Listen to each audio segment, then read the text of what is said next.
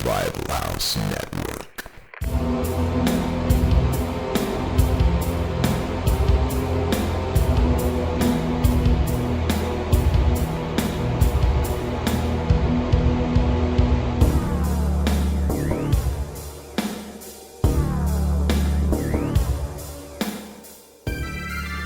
Hey everybody, welcome to Behind the Mask Presents.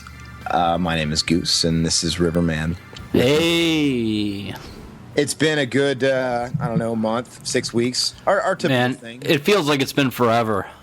But it's probably been just like a month, that's kind of our pace lately, and I'm really happy with it, I feel nice and... I'm happy with it too.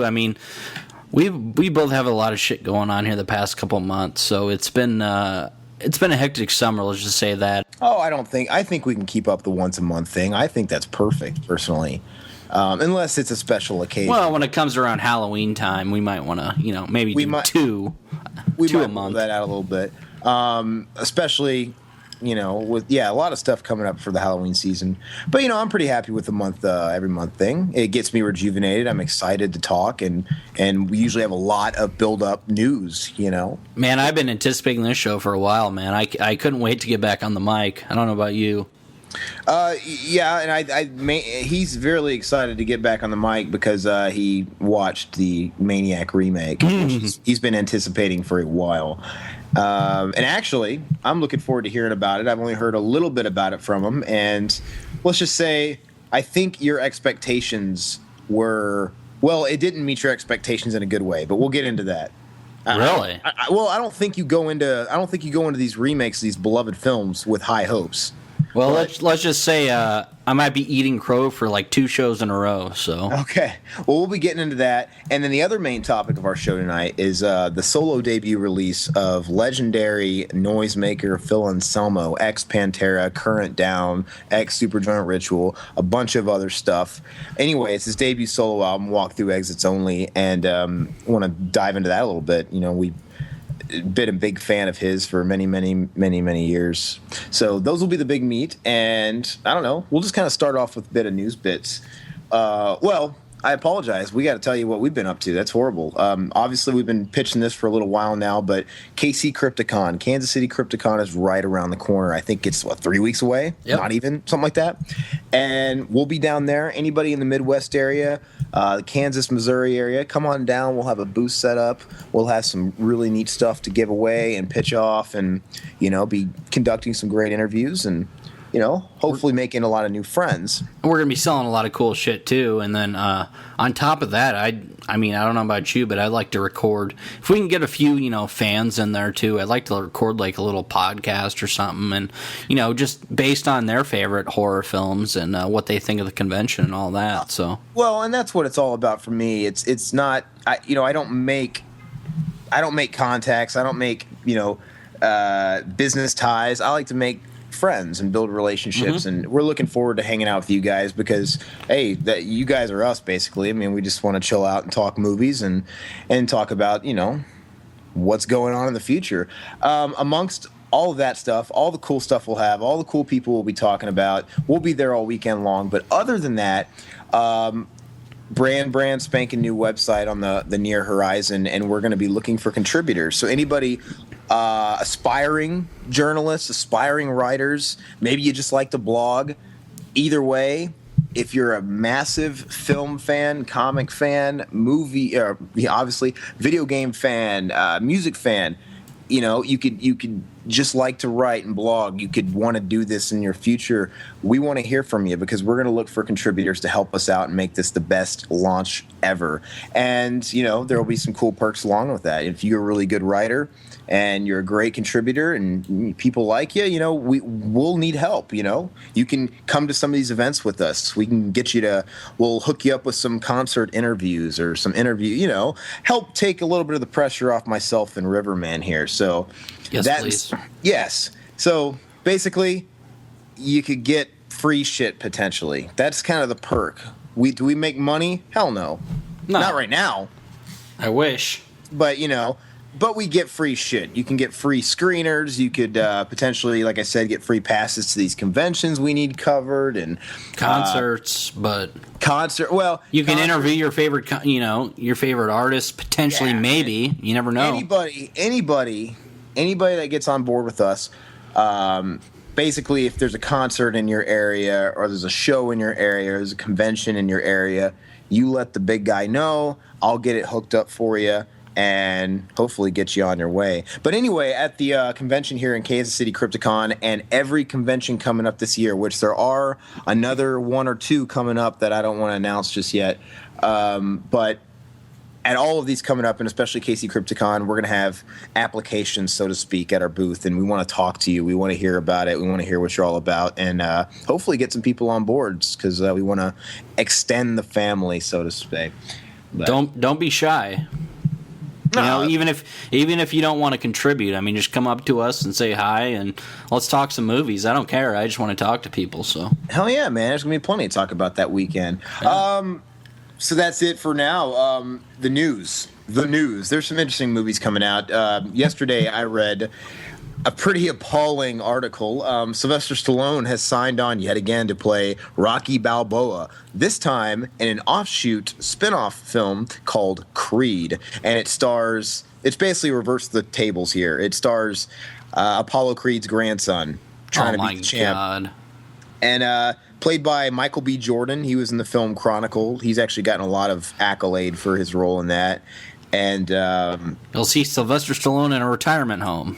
Well, it kills me because I don't know how many. It's been a couple times already they've made.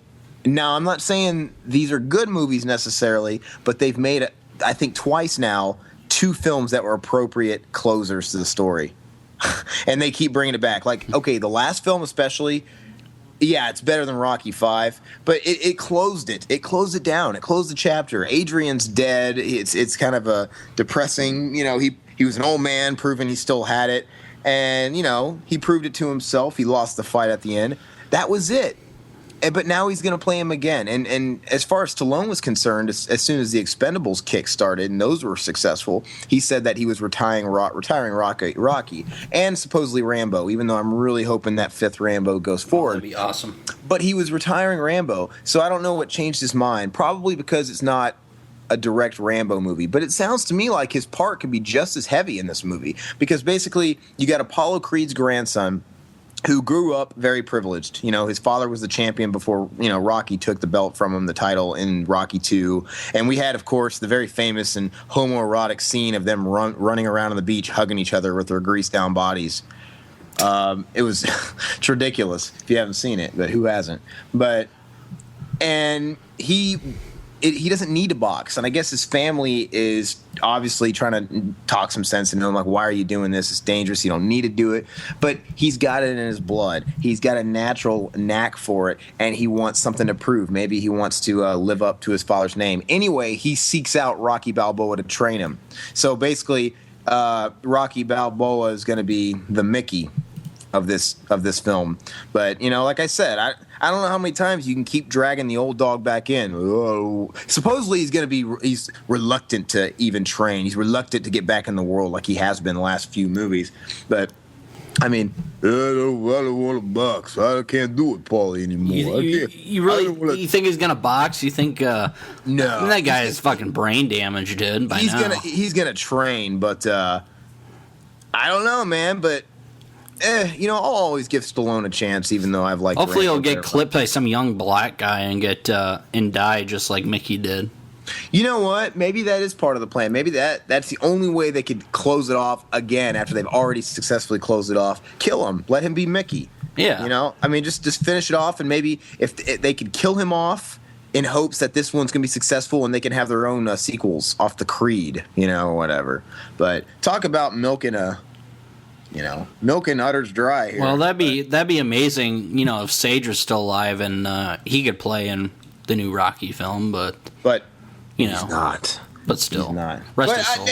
No. If they were going to do this whole spin-off reboot, so to say, I think it's actually a cooler twist. That I kind of wish I could choose none of the above, but if they're gonna do it, I kind of like the twist of going for the Creed family. That's interesting. Yeah, I agree. If it was Rocky's son, I'm like, oh, come on, you know. Yeah. But yeah, like I said, it's not Rocky. It's Creed. Even though obviously they're going by the last name in this one, Rocky's first name. Whatever. But I'll give it a chance. It's Stallone. I'll go check it out. I'll see what the trailers look like, and that'll determine whether I go see it in the Dollar Theater, if I actually give it a matinee. Hey, we saw Rocky in the Dollar Theater. Remember that? We did, and it was the worst thing in the world at the time. Even though I watched it again for the second time after all these years, some months back, and it wasn't as bad as I gave it credit for back in the day. Well, there was a creepy masturbator in the back row, and I wanted to leave, and you're like, no, dude, we spent $1 on this movie. We're staying. Yeah. Well, the only guy that was in the film with us was this dude with the total flash coat, the flasher jacket, and it was like... well, you own this bush? What, you king of forest? Like the whole theater's empty, and then he sits right in front of us, right next to us. Yeah, and like he wanted to talk. He's like, "This is my 4th movie today." Yeah, I've been here all day, probably scouting the talent of the middle school girls that were coming there on a Saturday. It was really gnarly, and he kept talking to us, and we agreed that we wanted to slip out just a little early so we can beat him. And so he wouldn't follow us out to our cars or something. But that's what he reminded me of. He reminded me of Jamie Kennedy in the old... he did, dude.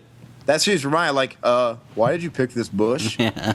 And he was like, why are you sitting here, man? But anyway, I saw it again, and you know what, it wasn't... It deserves a little more credit than I gave it back then. I mean, it's not my least favorite Rocky movie. That's still going to be part 5. But anyway, next up, speaking of... old action stars, not directly involving Jean-Claude Van Damme, but hot off the heels of the announcement that they were going to remake Bloodsport. I know. Today they announced a remake of Kickboxer as well. And, it's getting a little ridiculous. I mean, I don't know, man. It's like remaking the Terminator. It's like remaking Rambo. To me, I mean, I know this is on a smaller scale, but this is like doing another Rambo. That's if they decide in 2 years, you know what, we're scrapping the 5th Rambo movie and we're going to reboot the franchise. Just like they're doing with Mad Max, just like they're doing with all these things. They're choosing to reboot. Why? I don't understand. And it's not even going to be the same movie. Like, I was reading a brief synopsis. I mean, obviously, it's so early, it's subject to change. They've got directors attached and things like that. The Bloodsport remake is being made by James McTeague. He did V for Vendetta. Never really saw the film, personally. No. And Kickboxer is being directed by a gentleman named Stephen Fung. He did a film called Tai Chi Zero. But anyway, reading a brief synopsis of Kickboxer, it's some, like, tournament down in Brazil, and there's some like underground law enforcement involved, and it almost sounded more like Mortal Kombat than Kickboxer, like this illustrious weird tournament, and it was in Brazil. It wasn't even in Thailand, and there was no revenge. Like, I gotta avenge my brother. So what I don't understand is this isn't even a remake. They make sort of pseudo new rehash stories, but they just slap a no name on it to make some bucks. Is Booger in it? First of all, you're thinking of Ogre, and that was Bloodsport. I'm talking Ogre. Okay. I'm talking. Yeah, that's Donald Gibb. I smell nerds. I smell nerds. Yeah, that guy. But anyway, yeah, the Bloodsport, I have no idea what that's going to be about, but I was reading off the Kickboxer, and it's already really, really different. But anyway, Van Damme is not attached to the Bloodsport. It's yet to be announced if he's attached to Kickboxer. Wouldn't surprise me if he wasn't, which is totally fine with me because Van Damme is honestly in the prime of his career, in my opinion. He's coming out with some amazing films. I've loved, they're still not all good. You get kind of a boring one. They're not usually bad lately, but every now and again you get one that's just kind of monotonous and kind of boring. It doesn't, it's nothing special. But like, he's had some of his best films in the last few years. I mean, I loved Six Bullets. I loved the last 2 Universal Soldier movies. I think he's on fire, and he's got a couple out, like Welcome to the Jungle. Van Damme's got a comedy coming out. I think it's been screening in independent festivals, but I'm looking forward to checking that out whenever that comes out. It's supposed to be like a comedy, supposedly. And we haven't had a comedy from Van Damme since he did Desert Heat, which is, of course, one of our favorites. So anyway, be looking on, the horizons for that. Blu-ray news. Speaking of upcoming films, We're talking about the Blu-rays now, right? Yes, we are. Scream Factory, the wonderful Scream Factory. Those guys are on fire. Those guys are just. I mean, they are what maybe Anchor Bay used to be back when they were. They are. Yeah. No, I agree. They're the Anchor Bay of 2013. Well, and Anchor Bay's not too. they have a few here and there, but Scream Factory is like hit after hit after hit after hit after hit. These are the guys that have been like stockpiling all the requests of all the fans over the past 10 years, and they just made the short list basically off of all these titles people are clamoring for, and that's what they're just unleashing one after the other. Before you get into the creme de la creme, let me jump into some upcoming Shout Factory, Scream Factory titles. Oh, well, but I was about to say the creme de la creme. Why can't I say the creme de la creme? Fine, go say it. Go say it. Go blow your wad. It was a perfect intro. They're going to be releasing very, very sought after. People have been clamoring for it for years. The Nightbreed, the Cabal Edition Blu-ray, and I'm stoked for it. Me being a massive Clive Barker fan, this is going to be in my collection. You know, I might have to pre-order if I want it first day because God knows Best Buy is not going to carry it. But I'm stoked for it.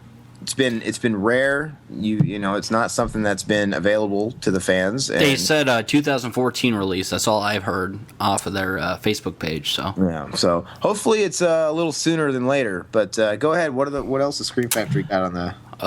Incredible Melting Man, which comes out on the 30th on Blu-ray. We have Corey G. Remember Corey G? One of his favorites of The Fog. I don't. John Carpenter's The Fog. Swamp Thing coming out on Blu-ray. X-Ray double feature. We have Goose's personal favorite, Dolph Lundgren's Dark Angel. I read that one, yeah. Coming out on Blu-ray on August 27th. We have Day of the Dead, which I will be wasting my money just on the cover art because it's so beautiful, on September 17th, 2013. What was that? Beautiful? Gonna poo-poo. It's gonna poo-poo. Gonna poo-poo. Back up off that mic. Jeez. Anyway. Prince of Darkness. Carpenter, yes. Yes, on September 24th, 2013. Donald Pleasance, one of the underrated Carpenters. Donald Pleasance. You gotta love Donald Pleasance. The Psycho films, and Goose's personal favorite, which the cover art looks amazing. And I've seen all the other trilogy of films in there. They have the great cover art, is the Amityville Horror Trilogy. Let me stop you just for a second there, and I want to stop and talk about that for a second. But gosh, the film you just mentioned, what was it? Brain freeze. Psycho 2? Psycho 2. I'm so excited for Psycho 2. I think Psycho 2 is heavily underrated. It is it's by far the best Psycho sequel, of course. I agree. But it's a great film, and it's incredible just for the fact that it was made so many years later after the original, and it's just brilliant. It takes place with him getting out of the institute, my bad, and it's just him getting sucked back into it. He's trying to get his life back on straight, and he gets sucked back into that crazy psychosis due to somebody else's wrongdoings. If you guys haven't seen the movie, anyway, I'm stoked for that one, really stoked, and I hope the packaging is incredible for it. Personally, it's the original Psycho 2. I mean, it's not incredible. It's not. The Amityville Horror Trilogy, cover I think's great, dude. I don't know what the covers look like. I haven't seen that, but I have been all about this Amityville Trilogy set for a while now because I'm a huge fan. I'm a little rusty on 3D. Amityville 3D is what it is. And is it going to be in 3D or is it formatted in 3D? I don't know. It's just the first 3 films, so. Yeah, so it was technically Amityville 3D, but Amityville the original is obviously a classic. I don't mind double dipping and getting the collection because I don't have Amityville 2 or 3, and Amityville 2 is just a must own. Do you have the first one on DVD? I have the first one on Blu-ray and DVD. Or Blu-ray, yeah, that's what I meant. Yeah, and it's actually a pretty decent Blu-ray for the movie being as old as it is. It actually looks pretty good. But yeah, I'm totally willing to double dip into that because I'm dying to have the second one. And especially if the packaging is cool. If it's got some sweet hopefully it's not cheap and just like a single disc case with like all the movies on one disc or something stupid. I think it looks great, dude. The original Amityville has the For God's Sakes Get Out. on there, and it looks really fucking cool. Well, yeah, it has Amityville 3D with the hand popping out or whatever, but I don't know. I don't have a 3D TV, so I don't know how that would look. Oh yeah, and I'm spoiled by mine. I don't know if those older movies look good. It's like watching Friday. Jason, yeah, what 3? Yeah, 3D, where when you don't watch it in 3D, you could tell it was in 3D. Where you got the guy like throwing the yo-yo up right in the screen and like all this like cheesy hokey stuff. But yeah, gosh, to me, I think that was the wad blower. You got any more from Scream Factory? To me, Amityville. Scream Factory, not so much. I mean, they have. What else they have coming out? I mean, they have a Vincent Price 6 films collection, and that's pretty much it for now. I mean, the other thing I want to talk about was Grindhouse releasing, which they're coming out with a few titles. They're coming out with American Hippie in Israel, which I've been wanting to see, and they're also coming out with Corruption. So they're releasing Blu-rays now, which is fucking awesome because this is the first time Grindhouse releasing as they've been put out any Blu-rays, and to put out these Blu-rays is going to be great. So I'm really looking forward to the quality on these. They always put out great special features, so I'm looking forward to the special features on these. The price tag might be more than the normal Blu-rays, but it's really worth it because this company it's one to support because they put out some really, really good films that you've never seen before. So I highly recommend them. Oh, that's very cool. Next up is we already talked about Anchor Bay a little bit, but they have coming out yet another edition of Halloween, the 35th anniversary of Halloween. And you can complain about how many editions that have been out, but if this is actually superior to the other transfer that's out there, I don't care. It's fine. Keep releasing it until you get it right, because I'm not going to buy the crappy ones. Well, Goose, we were talking about this like 2 years ago. We were waiting for the 35th anniversary edition because we didn't want to waste our money on the crappy edition. No, because Scream Factory released Part 2 and 3. Which are great, yeah. And I actually don't know what those transfers look like, but the artwork on those, man, the packaging is sweet. They're great. But it's almost a shame that they don't have the rights to the original Halloween. But Anchor Bay's not giving that up. They've been dishing out Halloween for years and years and years and years. They've owned that forever. But the cover art's kind of weird. I love the cover art, dude. I don't dislike it. I think a lot of people are shitting on it, dude. I really like it. It's like a Criterion DVD, seems like. Which I love Criterion films. So, but from what I see, it's going to be supposedly an all-new transfer, not some rehashed Die Hard box set crap, but an all-new transfer and all-new special features, like an all-new Jamie Lee Curtis commentary and with. I don't know who else is doing a commentary with her. I believe Jamie Lee Curtis, and Jamie Lee Curtis is going to host a new featurette, I think. Don't quote me, but that sounds right. And on location, like going back to the location. That stuff's cool, man. I love that. I love that too. So, and hopefully, since these are new special features, they will be in HD. Oh, I'm sure. You know what? I'm sure they will. The one thing about the transfer in the last Halloween film, I guess it was fantastic. I want to say it was like 4.5 out of 5 stars on Blu-ray.com. You talking about the original pressing of the last pressing of Halloween 1? Blu-ray, yeah. Oh, I heard it wasn't so hot. I heard it was really good, actually. Huh. And that's why I was tempted to buy it, but we kept going back and forth saying, the 35th anniversary edition is coming out. And we thought it was actually last October because I was looking on forums and they were like, okay, it's going to be released at the end of the year. But I held off for another year. I just bought 2 and 3 on Blu-ray. And, of course, they're great. I'm not a huge fan of 2. I love 3, and I love 1. So I'm glad I held off. Let's just say that. And we've gone back and forth about this on prior episodes, but I am a fan of 2. I think it complements I don't think it is the first one, but it complements the first one pretty well. It's one of those things where if I got the time during the night, if I just got done watching the first one, I'm going to pop in the second one too. But, I like it. I like those first 2, and like I said, hopefully that's everything I want it to be. I heard the original the last time they pressed it wasn't so hot. Maybe my sources were construed there. But anyway, looking forward to all those, and check those out. We'll be on top of that. Stay on the website for those. And upcoming films. As upcoming as it gets, tonight at midnight, I'm going to catch The Wolverine. I'm the comic book guy. Oh, you're going. Huh? You're going tonight. That's what I said. Oh, sweet, dude. Do I stutter? Yeah, well, to me to do. Okay, go ahead. Yeah, tonight I'll be catching a midnight show here in like the next couple of hours, and it's actually a pity that we couldn't record this to tie it in with that. But I do want to talk about it for a second, and perhaps in a few weeks, or when we have our next podcast, which is going to mainly cover the Kansas City Crypticon, maybe I can enlighten on the Wolverine a little more. But I will immediately after post a review of the film on the website, so check that out on BehindTheMaskPresents.com. But anyway, I'm stoked.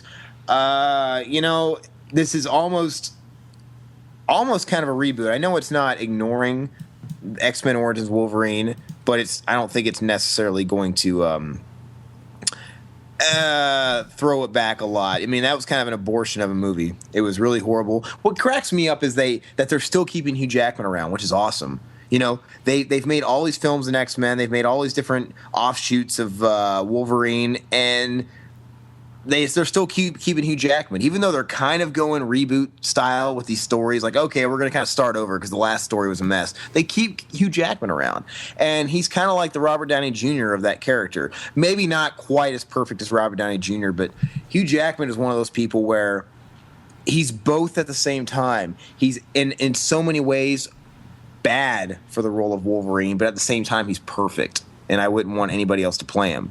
Bad in the sense that he looks nothing like him.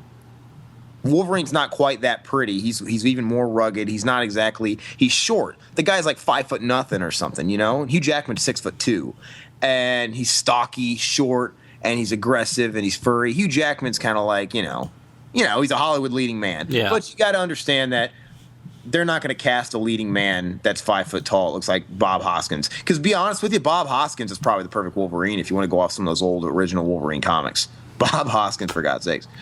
But anyway, he's perfect. He has totally absorbed himself in that role, and he's iconic for it. So I'm stoked. I'm a huge fanboy. Even though X-Men 3 was an abortion, X-Men Origins Wolverine was an abortion, I'm going to give this one the benefit of the doubt. They have James Mangold directing it. He did, Johnny Cash movie Walk the Line, and he did 3:10 to Yuma remake. And I can't spit out what his first film was. But, I don't know. It's just a fresh new spin, and it's off one of the greatest comic story arcs. That's the Wolverine Japan story arc, where he goes to Japan and defends the village from the Silver Samurai and all that great stuff. And from what I'm hearing from reviews is, coming from all the people that just totally shat on X-Men Origins Wolverine, which helps give it credibility because they agree it was a mess. But they're saying it's really good. It's getting pretty high marks, and that they didn't make the same mistakes, and it's not just congested with characters and mutants, and it really is a sole standalone movie. It's a standalone movie. You don't have to, really consider anything else, even though it takes place after all the X-Men films. Anyway, I'm stoked for it. I know, River, you're not really a comic book guy, but you gotta like Hugh Jackman. I'll see it on Blu-ray. It's going to be a gorgeous Blu-ray because I'll tell you what, man, Fox puts out the best Blu-rays. No, I agree, but I don't, I don't see those kind of movies in the theater. I don't want to waste my money. Oh man, I do. See, I don't usually go see stuff on midnight, but I'll go see this midnight because I'm waiting for it for so long. And of course, about a year from now, we're going to have the next X-Men film. Days of Future Past, which is an even better story arc, which will be the Avengers of X-Men, and basically saying it's a big, congested story. There's a lot to it. They're already throwing tons of characters in it because it deals with time travel, and they've got all the characters from the original X-Men films, and they got the ones that play the younger versions of them in X-Men First Class, and they're throwing them all together in this giant time travel story. It already sounds like it could be a mess, but they pulled it off with the Avengers. Joss Whedon did the impossible and made it really work. And if they can do that with this film, it could be the greatest comic book movie of all time, in my opinion. But anyway, looking forward to that. And also in the action front, like I said, big Sly Stallone fan and Arnie fan, Escape Plan. Have you guys seen the trailer for this online? Looks great. It looks hilarious. It looks like a film that could have been made. I mean, obviously, it's got, technology behind it, but it looks like this movie, for what it is, could have been made in 1985. You hit like a vegetarian. Yeah, you hit like a vegetarian. And then he hits him again. That was pretty good. You're like a vegetarian. But anyway, this movie could have been made in 1991. This movie could have been made in 1995. It's a classic. It's not a totally original. I mean, Demolition Man Part 2. I'd rather see this than Demolition Man Part 2. But, Stallone has pushed for Demolition Man Part 2. And he's also been pushing for Tango and Cash, too. That'd be sweet, too. Tango and Cash is freaking hilarious. But, whatever, I can understand why Stallone wants to get all these sequels to all these old movies off the ground, because they're a lot easier to get off the ground and sell to companies than a brand new movie, him being like 65 years old. It's going to be easier to sell a sequel to a movie that used to be a hit. I get that. But anyway, that's why I'm excited for Escape Plan, because it is a new film. Maybe not the newest formula. I mean, this will be Sly's third movie involving breaking out of prison. Lockup, I mentioned Tango and Cash, and then there'll be this one. Even though this one's got its own little spin on it, It's basically he's contracted to, I think he designed the prison, and he's going to break out of it. It's his job to break out of prisons to test their security, But the part that is pretty cliche is the fact that, oh my gosh, once he's in there, somebody set him up and he's not getting out. That's in every one of those movies. Lockup, that's in Tango and Cash, that's in Van Damme's freaking Death Warrant. I mean, there's always somebody that fucks somebody over and they're not getting out of that prison that they go undercover in. But whatever, I love it, man. The only thing I can't get behind is 50 Cent as some kind of computer IT specialist. It's like, okay, he puts on a pair of glasses and that's supposed to make us forget about all the bullet wounds in his face. I mean, he says some stupid line in there like he's brilliant or whatever, talking about the computer system. What? It's Fitty. Fitty, whatever. I'm just saying, you put on a pair of glasses, I still can't ignore the fact that you look like a gangbanger. You got bullet wounds all over your face. Not to say you can't be a gangbanger and turn over your life and then go to IT school. Hey, I don't mind Fitty, but he's not an actor, I'll tell you that. No, he's not an actor. But he has his own video game, though, which is kind of crazy. He had his own movie too. He tried to do the Eminem deal there. But anyway, I don't know if this is just Stallone kind of throwing him a favor for casting him out of the Expendables and replacing him with Terry Crews. It's like, hey, I want to, I want to make it up to you. I want you to be in this fucking movie as some brainiac. No one's gonna buy it. It's about as believable as Marky Mark as a science teacher in The Happening. That's true. That's even worse, I think. That's even worse, man. But I expect the same. I can even tell from the previews the way Fitty delivered his line or two in the trailer. It's going to be a lot like the way Marky Mark delivered his lines in The Happening. He's saying all this unnatural stuff that you can never attach to a character like his, and it looks like he's reading it off a cue card. Because it's this really long-winded psycho science babble, and it sounds like he can never cook that up out of his own meathead. And he's, just like Arnold Schwarzenegger in the Terminator movies, when he goes on the longer spiels, like all the technological talk, he's reading off a cue card on the windshield in the car. That's on the featurettes. I mean, anybody. He sounds like such a robot, so it's okay. That's why I can fly in that movie, because it's okay if he's reading off a cue card. But you also got to think of John Leguizamo playing the same role, though. He's playing the science teacher too, dude. No, he's playing the math teacher in that. Whatever, film. It doesn't matter. Yeah, I mean, John. Yeah, I agree. But Zoe Deschanel's in it, which is nice. Deschanel? What was that? Oh, that Deschanel, dude. Yeah, she's hot. Deschanel, dude. Deschanel, dude. It's Deschanel. Well, Deschanel. Anyway, whatever. Everybody just stay away from M. Night Shyamalan. I like douching. But anyway, so Escape Plan. Looking forward to that. I can't remember when that comes out. I do believe. Doesn't it come out next month? August? I want to say the end of the year, yeah, maybe. End of the year? I was thinking it was next month. Maybe October, November. But it's coming up. We'll be on the lookout for that. One last film, Kick-Ass 2 is coming out. I don't know if any of you guys saw the first Kick-Ass, but naturally, Cage in it, dude. Huh? Is Cage back from the dead, dude? No, you see, I stayed away from the first Kick-Ass like the plague for a couple of years because of Nicolas Cage. But everybody kept telling me, no, he's actually good in this, and he doesn't even play like a main role. And I finally got around to watching it with somebody, and it was really good. And actually, Nicolas Cage wasn't so bad in it because he played that kind of weird, loopy, freaking whacked-out character he always plays, worked for this role, I think. And it was entertaining, and it was really violent, and it was just a lot of fun. And it was kind of a surprise hit, I think. And anyway, they got Kick-Ass 2 coming out, and with Jim Carrey now in the fold. Oh, really? Yeah. And I can't remember the character he's playing, but he looks like he's playing some soup kitchen ex-Vietnam vet, that puts a mask on. He's got like a cap on his tooth, and he hasn't shaved. Looks like he smells like a liquor store. It was funny. But it'll be interesting. I bet it'll be good. So look out for that. And gosh, I don't know what else. Before we get into the main topic of the show, what have we been watching and playing and listening to lately? Me. I don't know. I've been watching the old classics. I just watched Tango and Cash. That's why it was fresh in my mind. I love that film. I actually been watching a lot of Frasier, man, on Netflix. I get hooked on a certain TV show and then I'll bleed it dry. And I can't watch Frasier. I think Frasier's too uppity for me. I'd rather watch Cheers, dude. Dude, Frasier cracks me up. And you know what? Cheers is way better, dude, than Frasier. I love Cheers, but part of me might like. It just depends on the mood you get me in. Don't even say. If I get on a Cheers kick, don't speak it, dude. No. If I get on a Cheers kick, I'm probably going to tell you Cheers. Cheers is 20 times better than Frasier, dude. You know what? Cheers is an amazing show, but Frasier, the chemistry the actors have on Frasier is unbeatable.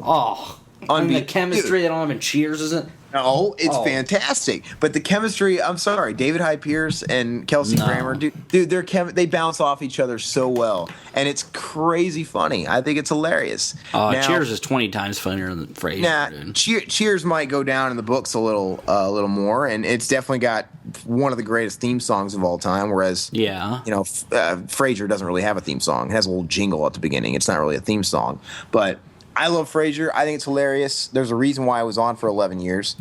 And it's not a bad show, but it doesn't hold a candle to Cheers, dude. Cheers is the shit, dude. If you guys got Netflix, go to season 6, 7, or 8. I don't know where it is. It's somewhere in there. And check out the episode with Patrick Stewart entitled "The Doctor Is Out." And it's the most hilarious thing in the world because Patrick Stewart, like he's done a few times in his career, is playing a blatant homosexual man. But he plays it shticky. He plays it totally flaming, like he's exaggerating. It's hilarious.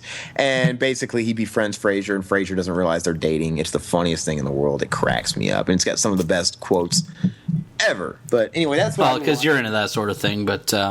Hey, I'm not uncomfortable with that, man. I think it's funny, man. I'd totally play a homosexual in a movie, but only if it was like this kind of homosexual where it's just like blatantly fruity, like it's just for comedy. It's just so ridiculous. It's so over the top. Nobody is really this gay. Now, I don't know if I could handle the Brokeback Mountain serious gay, where it's like, okay, I'm kind of acting like a normal guy. I just like to have sex in the butt. It's kind of weird, but the flamboyant's hilarious, man. But anyway, that's what I've been watching. School bogs you down. The business here behind the mask bogs you down. So I've been playing video games lately, but I'll get into that in a second. What have you been watching, River? I've been watching a lot of, let's see. I've been working a lot. I've been watching a lot of soap operas when I get home. Oh, geez. And you're making fun of me for liking me and the old lady. We have watched soap operas, America's Got Talent. And basically, I haven't been watching anything. On Friday nights, I usually watch a movie. What movies have I been watching? I watched The Watch with Vince Vaughn and Ben Stiller, blah, blah, blah. That movie's not good. It's not good. I like Ben Stiller, though. Ben Stiller will always be funny to me. What else did I watch? I watched Pitch Perfect. I've been watching a lot of HBO on-demand movies because we do have HBO, and that movie's a piece of crap too. But sounds like have I been watching anything good? No. I watched one good film, and I will talk about it later. Okay. Well, other than that, I'm always listening to music. I've obviously been spinning the topic of the hour, Phil Anselmo, like crazy. Still kind of listening to that Black Sabbath a little bit, but Phil Anselmo's totally replaced that. Actually, I haven't listened to the Sabbath in a few weeks. I recently acquired newest Amon Amarth, Twilight of the Thunder God. It's kind of It's okay. It's nothing to write home about. They're kind of becoming the AC/DC of Viking metal, where every album is kind of sounding the same. And the latest Children of Bodom, which on the flip side of that is kind of a return to form. It's the best one they've done since Hate Crew. But it's pretty much what I've been listening to. Been in a metal mood lately. Sometimes I'm not in the metal mood and I shake it up, but I've been in the hardcore mood lately. So video games, man. I've been playing. Oh gosh, I don't know. I actually downloaded the Tony Hawk HD collection, Tony Hawk HD remake or whatever they have on the PlayStation Network. Talk about retro. Talk about dated. Is it Tony Hawk 1 or 2? Well, it's Tony Hawk. It's the Tony Hawk HD remake, and basically what they did was they mixed the best of 1, 2, and 3. So it's the best. It's really. Yeah, they got like 3 or 4 levels from each from the first 3 games, and they got characters from each of the 3 games. It's kind of like a best of the 3 games. Is it as good as Tony Hawk 2? Well, it's which is the best. It's the classic formula you love. Like I said, they take the classic stages from. They take not every stage, but they take a handful from each of the first 3 games, and all the moves, different moves from all 3 games, and characters from all 3 games. And the only thing is, they couldn't obtain all the copyrights to the music that were in all those games. They obtained Primus? No, Primus didn't make it. But half of the soundtrack they retained. But it's not exactly the best. I mean, they got Cotton and Mosh, which is from the second one, which is cool. Motorhead? But they got no, Motorhead from 3 is not on there. The stuff that they kept really isn't that good. I mean, Cotton and Mosh is good, but whatever. It's not there. Not a whole lot else. They kept that Goldfinger song from the first one. How do they still not have the rights to that? I mean, if they own the game, how do they not have the rights to it? Well, if you're making a new game, you got to pay out licensing. You don't own that stuff for the rest of your life, And they couldn't obtain the rights. Yeah, but it's not the same franchise, I would think. But no, there's definitely a fine print to that. Power Man 5000, which that song sucks. Yeah. That's still on there. But of course, they're going to sell their music more. They're not doing anything. No, they suck. And the other half of the soundtrack is all brand new stuff, including part of the DLC. You have to buy the Tony Hawk 3 as a DLC add-on, and it includes all the Tony Hawk 3 stuff. But it's actually not that bad of a value, because I think it's only I don't remember if it's like $5 or whatever. But with that, you get the 3 or 4 Tony Hawk 3 levels, the Tony Hawk 3 moves added onto your characters, and you get new characters, James Hetfield and Robert Trujillo from Metallica. Oh, that's sweet. They're in the game, and that comes with it. And all Nightmare Long. All Nightmare Long is on the soundtrack then. So that's kind of fun to listen to, but Diamond in the Rough. But anyway, I've been having fun with that. That's what I've been playing like crazy. But yeah, that's about it. So looking forward to some of these new Blu-rays we were talking about coming out, so I can tell you I've been watching those. But for now. And we will talk about those, but let's dive into a break and then get into the meat and potatoes. Oh, the meat and potatoes. All right, we'll see you guys in a second. If you've ever considered stepping behind the beaded curtain at a sleazy video store, if you've ever watched something so vile that you had to lock the door behind you, if you currently have a VCR still connected to your home theater, then get yourself over to Exploited Cinema at exploitedcinema.blogspot.com. Bat32 and J-Dog always keep it greasy, and remember to keep telling yourself it's only a podcast. It's only a podcast. It's only a podcast. It's only a podcast. It's only a podcast.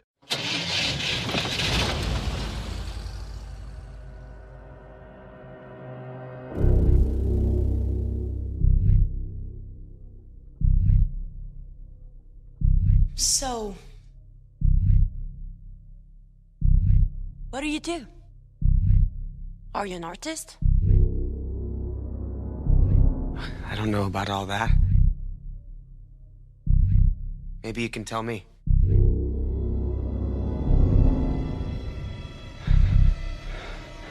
I see you too. I have a surprise for you. Please! Help me! Please don't scream. You're so beautiful.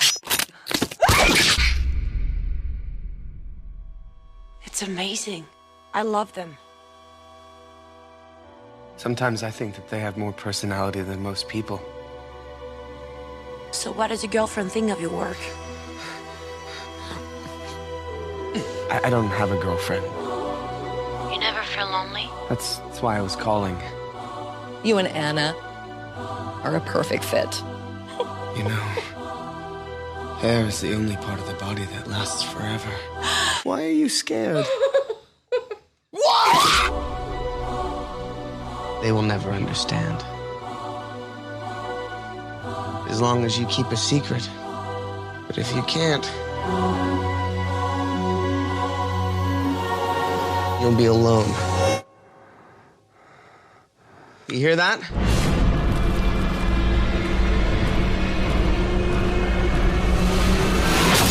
A lot of you.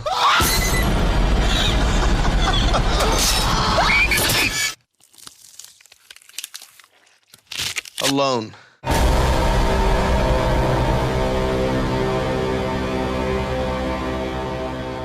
Hey, we are back. What's going on, folks? We're going to get to the meat of our topic here. First up, I want to talk about Meat. The meat of our topic. When you start putting in an audio bite of that, wouldn't it be funny when we get to the meat of our topic? But Phil Anselmo, Walk Through Essex Only. I got to say, this album wowed me. And I'm not even going to talk about the quality yet. It wowed me right off the bat just because somebody that's, 25 years into their professional career doing this, and I can honestly say with all the projects he's done that I could have made a pretty educated guess on what it could have sounded like, a concoction of everything he's kind of done. But no, this guy had the balls to release something not only new for him at this point in his career, but something that's new and unlike anything I've heard out there, period. It's very unconventional. And that's to be respected. It's something new. It is not mainstream. It is not commercial. It's catchy, but it's not catchy in a good way. I mean, not what the mainstream would consider catchy, but catchy in the sense for me that it's hook after hook after hook after hook. And to me, it's epitome of extreme. I think it embodies Phil Anselmo really well. Not to mention,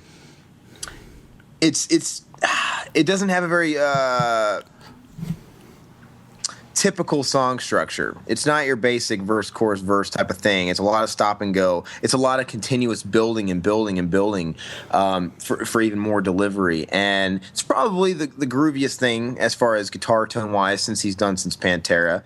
But we got the classic Phil back in the sense that with the last record he put out, Down 4, the Purple EP, there was like no screams, virtually no screams on it whatsoever. There was like one half a scream on it, and that was it. This one, 99.5% all screams, and that 0.5% is kind of like his spoken word type stuff. But like it's all screams, man, and it's got an aged quality to it in his voice, but it really works for the project. It gives the project and the album its own sense of identity because he does have a unique sound on this one.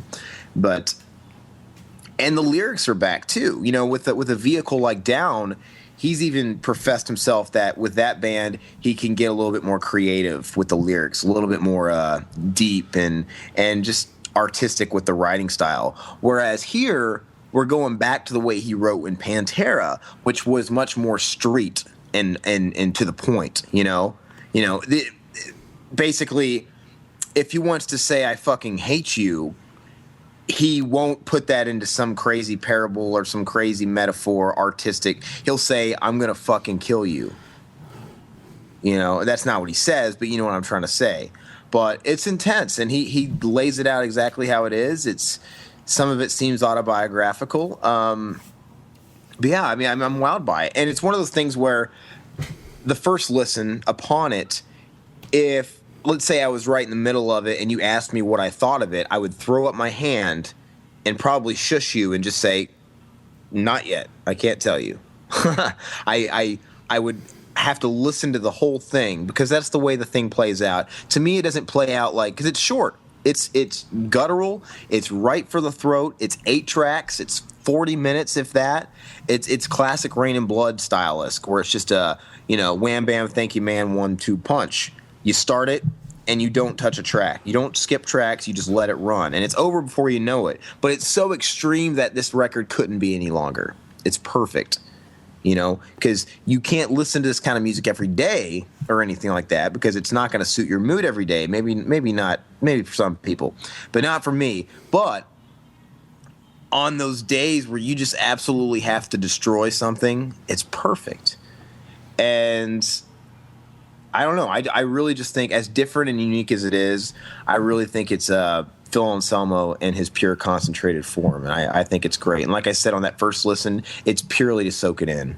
You can't give an opinion of it. Because when I got into listening to it the first time, I didn't know how to feel. I felt like I got my nuts kicked in for about 40 minutes straight. But I couldn't tell you if it was in a good way or a bad way yet. I was like, I don't know. I just felt like I got my nuts kicked in. I didn't know what to think. But I did know that, like a car crash and any good nut kicking, you can't look away. And I was drawn to listen to it more. Unlike, let's say, the last time we spoke, the Black Sabbath record, where I listened to that repeatedly because I really wanted to like it, and it wasn't grabbing me. This, I didn't know what to say, but it grabbed me. It enthralled me, and I wanted to listen to it. And the more you listen to it, starting with that second time, you really appreciate it, and it gets better and better and better and better. And I think it has the potential to be one of these cult gems, these classics. So, well, anyway. I think you're kind of crazy on that front, because the Black Sabbath album, I listened to it probably about 50 times when I first got it, and then I keep popping it in. That's what I do. I picked up this album, which I think is great. One thing I wanted to ask you, in the liner notes, it has a picture of a guy with his neck has pins in it. That's on the back cover. Those are that's the metal in Phil Anselmo's neck when he has surgery. Did he have surgery? I didn't know that. Yeah, he had surgery. Absolutely. For headbanging? Well, I know he had his disc problem, where I think he had this condition where that's why he was on the juice back in the mid 90s, where he overdosed on heroin. He got hooked on painkillers, and then from there went to heroin because he was in such agony with his back, because he had this condition, I think, where his spine, his discs were just rubbing on each other. There was no cartilage. Mm-hmm. And it strained and strained and strained, and I don't know if that has to do anything with his back too, but he's gone through back surgery after back surgery after back surgery after back surgery. Now, I wouldn't be surprised if the neck plays a part in that too. But yeah, him going intense all these years with the on-stage mayhem, probably, it takes its toll on all the rockers, man. Just look at Jason Newsted, and Tom Araya, the two candidates that both have metal in their neck. I think, but. Yeah, but what did you think? You told me about Black Sabbath, but what's your opinions on this? I really enjoyed it. I've listened to it probably 3 times now. The song that really caught me, I mean, like you said, there wasn't a song that just, got you in, the CD, but Betrayed, I really enjoyed. And checking out, the CD in my truck, it sounded really good. I mean, it doesn't have the bass that some CDs do have, but I mean, you have to kind of turn it up. The vocals are there, but they're not there. You know what I'm saying? No, I don't. What are you talking about? I mean, you can't hear. I mean, you can hear Phil and someone's vocals for the most part, but I mean, you can't make out what he's saying to a T. When you have your radio up. Let's just say that. I can. I speak Anselmo fluently. Well, I get it. But I mean, it's a lot different from listening to like a Pantera or. I think that has to do with he's doing some crazy effect on this album. Where it sounds like he's singing one track and then he's doubling it up with another track that was slowed down and sped up again, and it's giving this really odd effect, which. I guess can be off-putting on like the first track, that intro where you can definitely hear it. But then, it to me it brings furthermore character to that album. I do agree. I would be interested in hearing what it sounds like without that. Yeah. But I don't have a problem with it. It's something that I've just established with that record. This is definitely a different record, and I do appreciate it. I think it's really good, and I think I'm still listening to it. I said I've listened to it like 3 times now, and I'm still getting into it. So, well, like I was saying, it's not one of these records where you can tell a buddy, "Oh yeah, man, you got to check out the intro riff to this song or whatever. It's totally killer." You can't really single out a particular track on this one, and I don't think I mean, Phil and someone might disagree with me, but to me, it's not so much about individual tracks. It's like all the tracks kind of, because it's pretty nonstop. Every track just runs right into the next one. I agree. You know? It never lets up. To me, it's like one giant song with chapters. That's the way it feels to me. And it's just, yeah, it never lets up. It's constantly jackhammering and punching you in the throat. And it's incredible, man, especially when you're getting to, like you said, Betrayed, going into Bedridden, going into Betrayed, Bedridden. The title track is incredible. But you gotta agree with me here. It starts out kind of slow, where you can't really get into the. I mean, the first couple tracks are good, but I didn't really get into them. Like, it didn't start hitting me till Betrayed and Bastard Rant and all that stuff. I think I have to let it go, because really? The thing is, even with the intro setting it all up, which that's saying something. The intro song is probably the least best song on the record, but that's saying something. That's not a bad thing, and it's only 2 minutes, and it sets up the second track so well. I think it flows. It's all one giant track to me, which I say that in a good way. And like I said, the highlight tracks are Betrayed, Bedridden. I love Bedridden, and I love the title track, Walk Through Essex Only, which I get it. You know, I think I can interpret what he means by that title. Even the title is non-commercial. It's a great title. It's one of those titles where you hear it in advance, like, okay, he's going to be releasing this album, and here's the title. You think it's kind of open interpretation. It's kind of like when Alice in Chains had Black Gives Way to Blue, or The Devil Put Dinosaurs Here. It's one of those titles to me where it makes me think, and I like it. It's not all about being brutal. It's kind of got a mystique to it, you know? I agree. And in his case, it's sort of an autobiographical thing, and I think it's awesome. But I love that track. But my favorite track, I think, still has to be the final track. What is it called? Oh, Irrelevant Walls? Irrelevant Walls and Computer Screens, yeah. Yes. That one, and this one's cool because it doesn't sound exactly like it, because it's still kind of got that flavor of that album where it's just sporadic and unpredictable, because that's a good way to put this album, is it's unpredictable in a very good way. Like, you think you know in a normal song where the next hook would come, not this. It takes you, it's like a roller coaster, man. It keeps jerking you this way and jerking you that way, and it's awesome. But if any of the tracks do, the final song, Irrelevant Walls and Computer Screens, sounds the most like Pantera.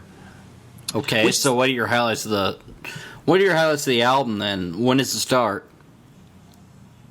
What? When did the highlights of the album start?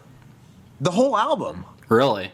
I think the whole album is fluid. Okay. I listened to the whole thing. But yeah, but like I already told you, my highlight tracks, my favorite tracks, if I were to split it in half, are probably going to be Betrayed, Bedridden, the title track, and Irrelevant Walls. That's a good half of the CD, and I think Betrayed is the third track. Yeah. So I guess you could say that. But I like the whole thing. It just kind of all gels together. You know? But it's not a perfect album, though. I mean, it's a solid album. I think it's a beautifully imperfect album. I think it's going to be one of those things that over time, unlike the Black Sabbath record, where I still attest that it's cliched and it's safe and they were just going by, you know, their old playbooks. But whatever. This album is not easily graspable, but I think it's going to be one of these albums that I'm going to listen to more throughout the years, whereas the Sabbath sounds cool for a couple weeks. I have not listened to the Sabbath in weeks. Okay, let me ask you this. Down 3 or this album? This album. I would take Down 3. Okay, and I understand where you're coming at with that, because Down 3 clearly has more of a palette. Like, oh yeah, it's got that song, it's got that song, and the songs have more identity. They all kind of stand apart. Whereas this album, it's way more unconventional. Like I said, it's more about the entire product. And I agree, there's some amazing songs on Down 3. But Down 3, for as good as just about all the songs are on that record, when you put all these unique songs together, the greater of the whole, it doesn't equal the sum of its parts. And I understand where you're coming from, but I think when it comes to like Superjoint, like I'd rather listen to Down than Superjoint.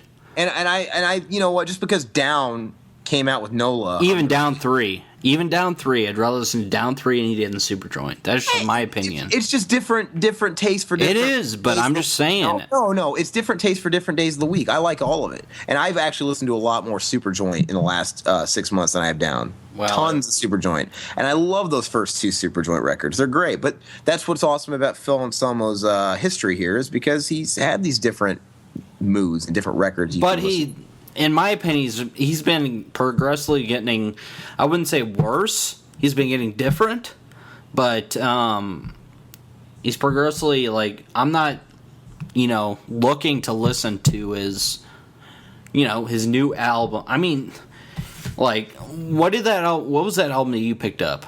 That Crown, Viking Crown? Viking Crown. Let's get this straight. Viking Crown was released. When I picked this up, this was like, what, 10 years ago? Yeah. 10 years ago, something like that. And Phil Anselmo even says himself that was never intended to be released. Those were just fun demos that him and his buddies did. They don't sound good. He's even said that. He's like, those are not, and they're not widely marketed. I'm going out on a limb then. He's progressively getting worse, I think, because I'd rather take the Superjoint over this. Plus, Viking Crown, God, that technically came out at the same time as Down 2, technically, and Down 2 kicked ass. Yeah. That you can't take a joke project. I'm not going to take that one seriously. But I don't agree with you because I think, okay, so maybe there's great songs on Down 3. You take a song like Nothing in Return, Walk Away. What's another great one from that record?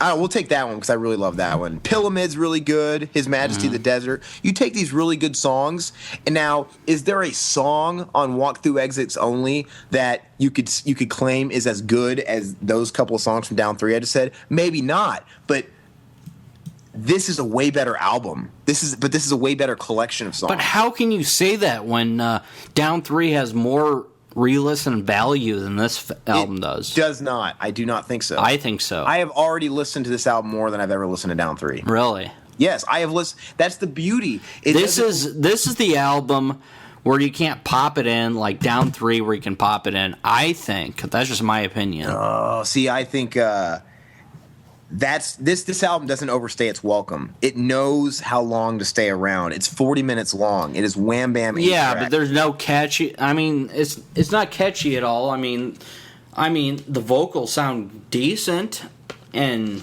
the guitars sound decent, but it's just not like there's nothing that like enthralls you like Down 3 or Down 2 and Down 1, of course. But like I said, I'm all about. There's beauty.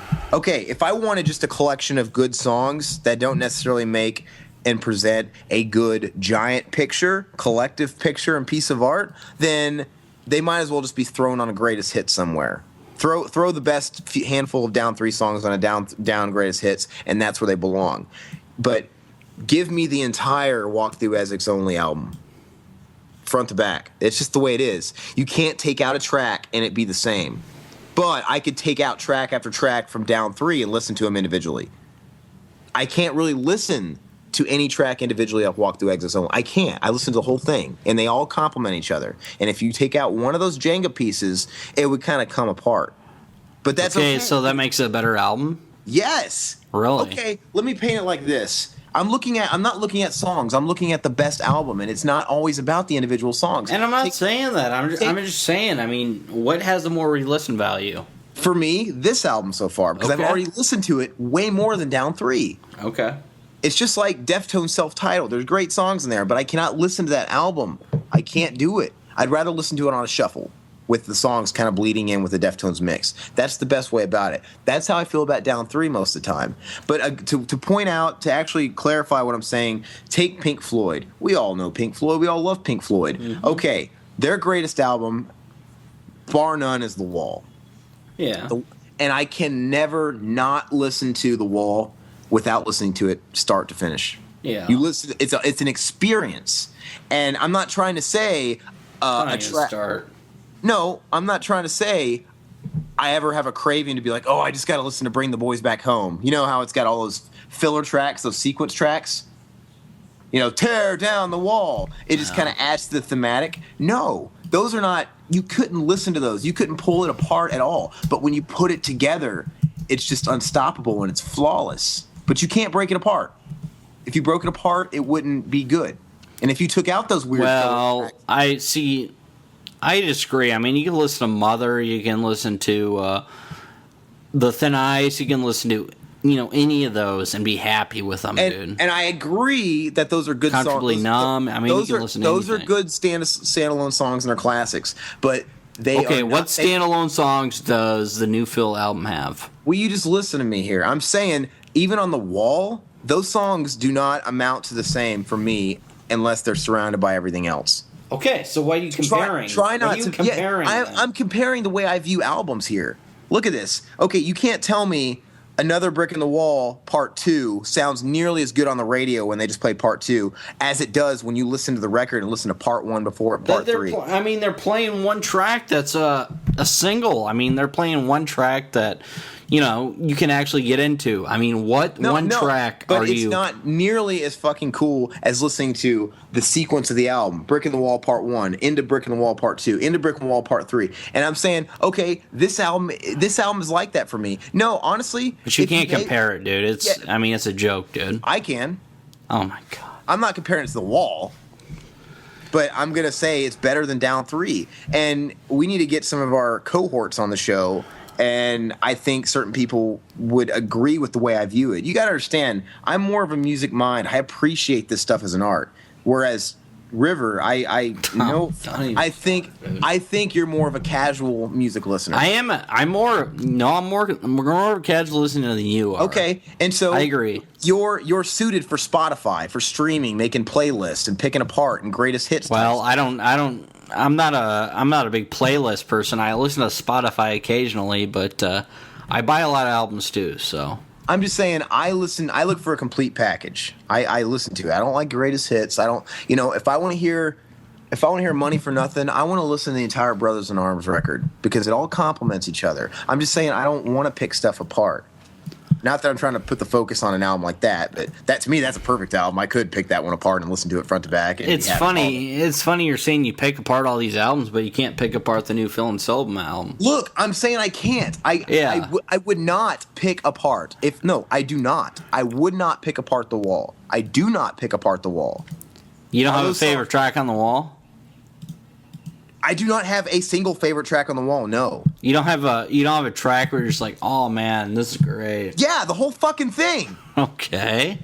Why are you getting on my case about it? I'm serious. It's the whole thing. It's like when you listen to... I'm a progressive rock music lover. I love that stuff. I have the patience for that stuff. I listen to all these old Rush records. I listen to all these old Genesis records, the real Genesis. I listen to, these progressive rock stuff. And, look at these giant epic suites that a lot of those people released. Where technically, it's a bunch of tracks that comprise one. Take a band like Dream Theater. I know you're not into them, but take a record like 6 Degrees of Inner Turbulence. That's one song, but on the album, it's a suite broken up into like 8 tracks.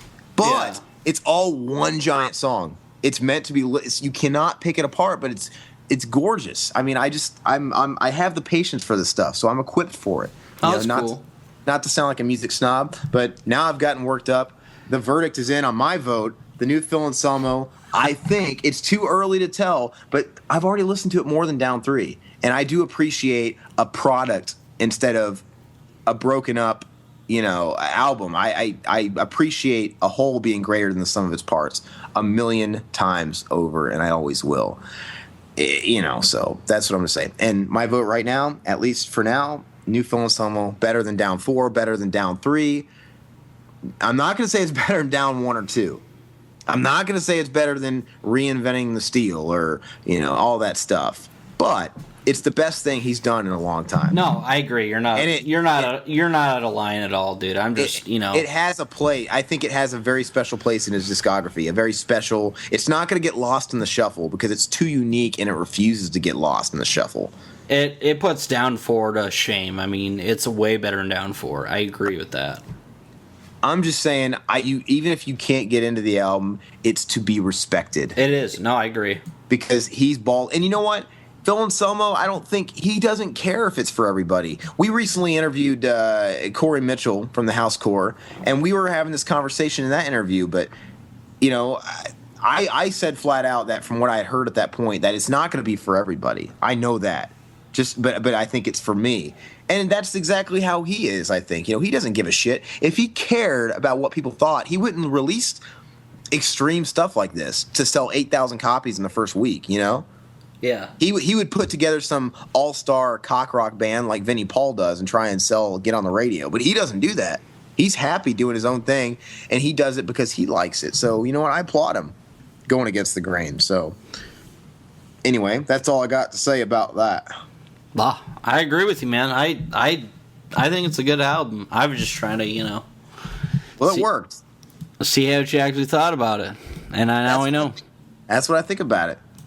So to me, it's one song, it's one product, and like I said, that's what I'll stack it up against. Don't ask me if The Wall is better than Bedridden. Don't ask me if Nothing in Return is better than It Betrayed. Don't ask me that, because that's not what I'm saying. I'm always going to go toe to toe with albums, always.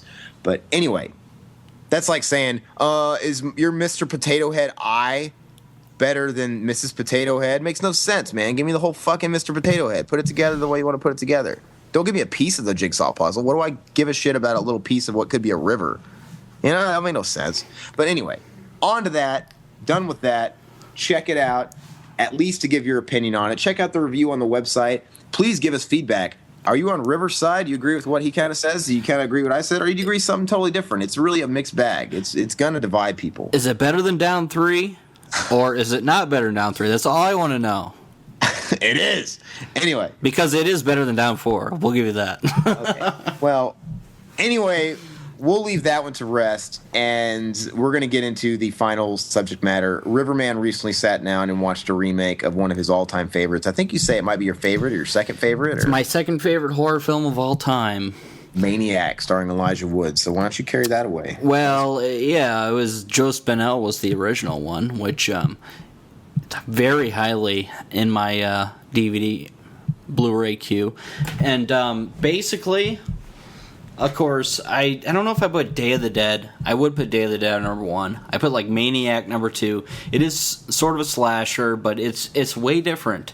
It's a movie that makes you want to scrub your skin with, a steel wool brush after you're done washing it, which is the type of film that I really like.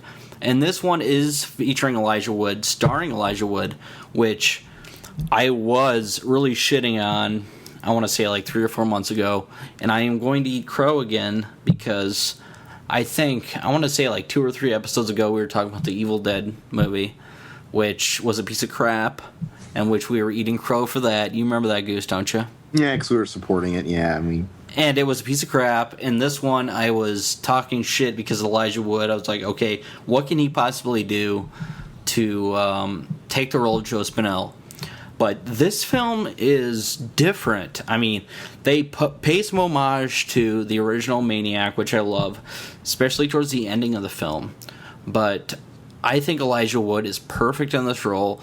People are like, okay, did you see Elijah Wood in Sin City? Which, of course, I have. But this one, he really did it for me. The majority of the film is shot in a point-of-view shot, which is really cool. And I want to say a lot of the films nowadays, well, here in the future, I want to say are going to be going to a point-of-view camera, because I've been looking at a lot of upcoming films, and they're actually copying off of this, which I was talking to Goose earlier, and he was saying that, what film was that? Universal Soldier? Universal Soldier, the newest one. The newest 4. one. The 4 actually did the point of view, and this one, I don't want to say who started the whole point of view camera, but it's the way of the future. I think that it's the whole handheld camera type of thing, and this is the way of the future. So it creeped you out a lot more that you were actually the maniac in the whole film, which was nuts, and it made Elijah Wood that much creepier. He was, he played his roles. He was running after hookers, and he played this role of a mannequin dealer. He was like an artiste. His whole family was into mannequins and building mannequins and everything. And he meets some girl that's a photographer. She's into mannequins, and he builds a relationship with her. And ever since then, everything goes to shit. And It's just a really, really creepy film. It's all point of view. It's directed by it's actually directed by Frank, I think it's Coffin, which he did P2, which was also, this was produced by Alexander Aja, he's done a lot of great shit. Which I'm sure you'll know him from, like, I think he did, like, Piranha 3D, Hills Have Eyes, Hatchet, or High Tension. He's done a lot of those. But this film really got me. It's, I'd say it's the best horror film I've seen this year. Which is sad. I mean, I haven't seen a whole lot of horror films this year, but it is the best horror film I've seen this year. And when it comes to remakes, this puts a lot of remakes to shame. This is probably the best remake I've seen in 20 years, which is crazy. Because, I mean, of course, the last good remake I've seen is probably Night of the Living Dead, Tom Savini and The Thing and all those. But ever since the 90s, this is the best remake I've seen. I mean, they pay homage to the original one, but they also come up with their new story about Frank and, the dealings with his mother and his family and all that shit, and how he's actually psycho. And it really shows, what he's really like. And I don't know, I really dug it. The film score was amazing. It's from a French composer. He goes by the name of Rob. I don't know if it's a girl or guy, but just the name Rob. And the film score is really good. There's a few tracks that just jumped out to me. The title track, which was called Doll, which is the main track of the film, which was really good. And then also Haunted Piano. I would highly recommend checking out the soundtrack too. If you're into film soundtracks, check this out, because I haven't picked it up yet, but I'm into film soundtracks, so this is one I'm definitely looking to pick up. I guess one thing about the post-production of this film was that Elijah Wood did a lot of voiceovers after the fact, after the film was in the can and everything. He did his own voiceovers. Is it noticeable? Not really. I mean, to an extent, you could tell maybe it wasn't at the time of the actual scene, but it wasn't too bad. And like I said, I mean, there's little things that this film is just, I don't know. It's really different, and I spent, $6 on it. I watched it on demand, and it was probably the best $6 I've ever spent on an on-demand film. So. Oh wow! When is it? Is it on demand right now? It's on demand right now. It comes out, I want to say, in September. It comes out into limited theaters, and then it'll probably be right on DVD right afterwards.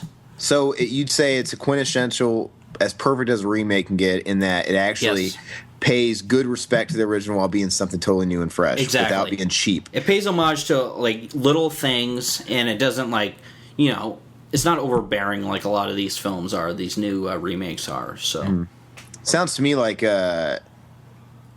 Elijah Wood there took a few pointers from Macaulay Culkin when working on The Good Son. Like, how do I be evil? And let me think back to Macaulay. And it's funny you bring that up, because I was like, okay, who else could pull off this role? And I was like, Macaulay Culkin.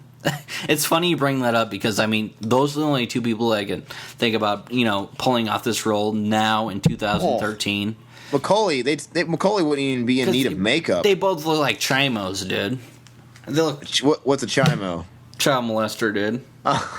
Well, freaking, I don't know. I think it's just Elijah Wood's eyes. It's something weird about him. But like I said, Macaulay just looks creepy, and he wouldn't even need makeup or any wardrobe, because he looks like a meth head crackhead. He looks freaky already. He does. Pull him out from the street and just go to town. Let him just do his thing, man. No, I agree. And a lot of people talk shit on remakes, but this is the remake you need to check out. I'm going to pre-order this. It is actually on sale, I think. I think it's like $11 on Blu-ray for pre-order, and it comes out in, I think, September, October. But I am pre-ordering this, and I'm not a fan of Elijah Wood, I mean, I like his show. God, what is it with a dog or whatever? Wilfred. Wilfred, which is actually kind of funny, but I never liked Elijah Wood. I'm eating crow now. I thought Elijah Wood did great in this film, and it has its creepy, sleazy elements to it, and I would highly recommend it. I would give it 9 out of 10. Wow. Yes, I give the original Maniac 10 out of 10. I'll give this 9 out of 10. That's pretty good. It's pretty good.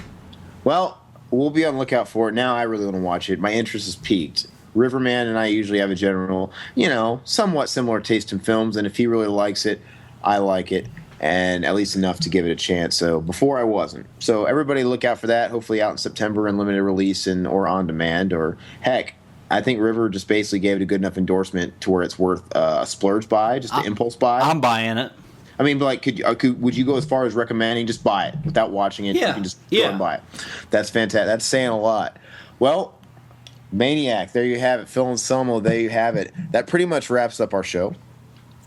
I do want to remind everybody that in about 3 weeks, we have Kansas City Crypticon. We're very stoked about it. Like I said, if you're from the Midwest, if you're from Kansas, Missouri, you plan on showing up there, saying hi to Ernie Hudson's and Tom Savini's if he hasn't canceled already, that son of a bitch. Not yet.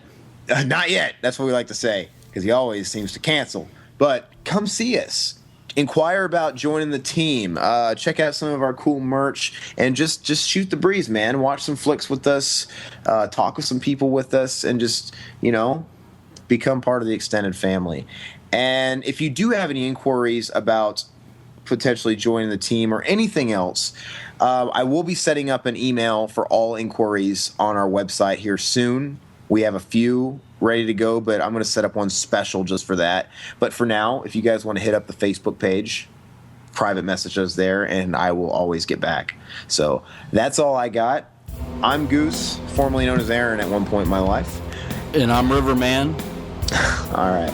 And we will see you all very, very, very soon.